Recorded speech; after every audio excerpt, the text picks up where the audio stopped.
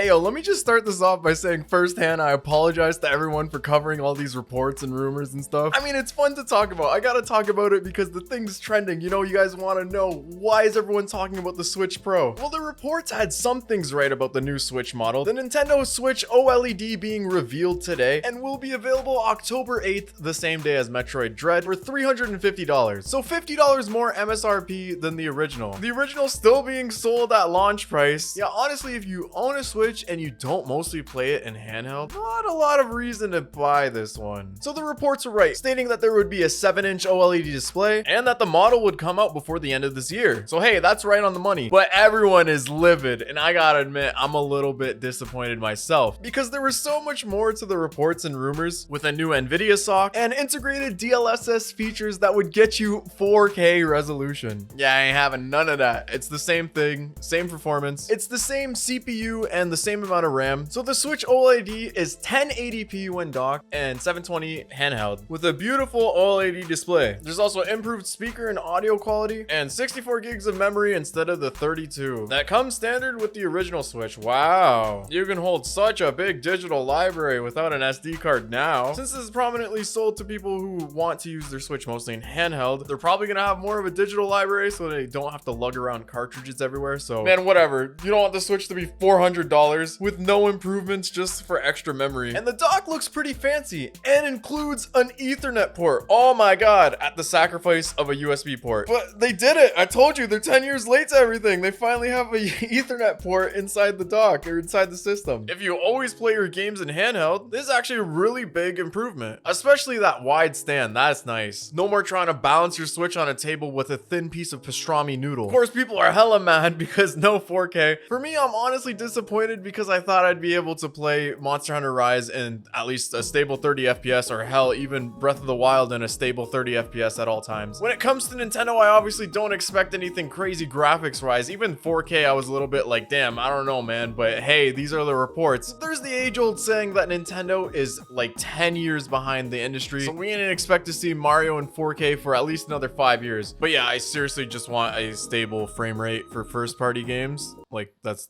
it. All right, but me pissing aside and getting my hopes up like a 5-year-old, this is a great improvement to the Switch. You got your OLED display like the PS Vita 10 years ago, but hey, it's got the same battery life as the original Switch, so that's impressive since it's got the fancy new screen. And because I'm so naive and have been reading these reports, with all these data leaks and everything lining up to this stuff, we could potentially see another model still in a year or two. Jeff Grubb even pointing out how Microsoft did something similar with the Xbox One S releasing in 2016, and then the Xbox One X releasing in 2017. A more powerful model just released a year later. Don't take this at face value that Jeff Grubb has an inside leak on this just because of this tweet, because I know that some people is gonna clickbait it like, hey yo, the Nintendo Switch Pro is really coming next year. Reliable industry insider Jeff Grubb has hinted at it. But like, with all the data mines and the Nvidia leak, man, I'm going crazy, but I do think that it's still possible. Hey, at least this is cool for everybody that just bought a Switch and they were like, damn, if a Switch Pro comes out, then I just wasted my money. It's not like there's exclusive games or any other nifty new features that you get with it to play a game with. Like, it uses the same Joy-Con, same controllers, everything. We still don't know all the details about this. I'm still gonna say that there could be some slight optimizations for this. Like seen with the Switch Lite, there actually were some subtle differences even if the CPU or a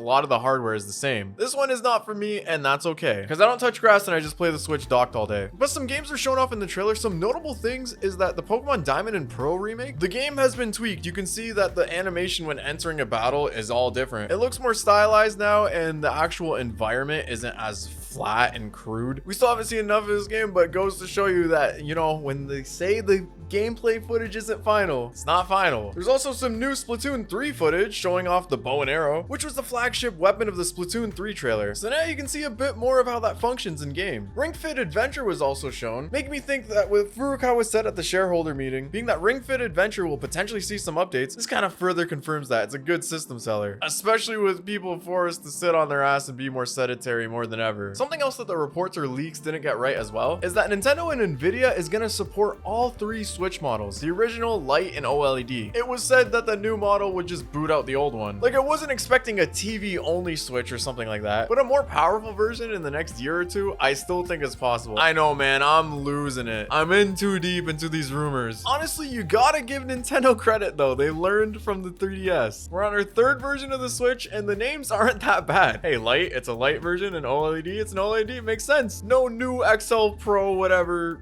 Yeah. So there it is. Shadow dropped as we all expected. Now we can finally put all these rumors and reports to rest for a year before the next reports about the Switch Pro come out. I guarantee you it's going to be sooner than that, actually. In other news, a new Sony State of Play got announced for this Thursday, July 8th. This one is going to be all about Deathloop, which is Arcane Studios' new shooter coming to PS5 and Windows. Even if they're owned by Microsoft, they have to respect Sony's exclusivity deal before they bought Bethesda. Deathloop looks cool. If it looks a bit like Dishonored, well, that's because it's Arcane Studio. And the game comes out September 14th. So yeah, full breakdown in just 2 days. But that'll be it for this one. I feel like a clown right now for thinking that there was going to be some big hardware improvement on the Nintendo Switch. But hey, I'm happy for the people that mostly play this in handheld. This is a big improvement. Pokemon fans seem relieved that Diamond and Pearl is getting improved. Yeah, the Nintendo Switch Pro is super divisive. People obviously saying, oh, what the hell is this? Other people saying, well, this is what you asked for. What do you mean? For me, I'm a little embarrassed that I got my hopes up at all when it comes to Nintendo, especially things like hardware improvements. When the Switch is doing so well, they can do anything with it. Who cares? Double down, triple down into the handheld space. The PS Vita was such a failure, everyone forgot that even had an OLED display. Please like and sub, support your boy so that you can keep up with gaming's biggest news story, albeit incredibly biased. Hey, y'all just got dumped on.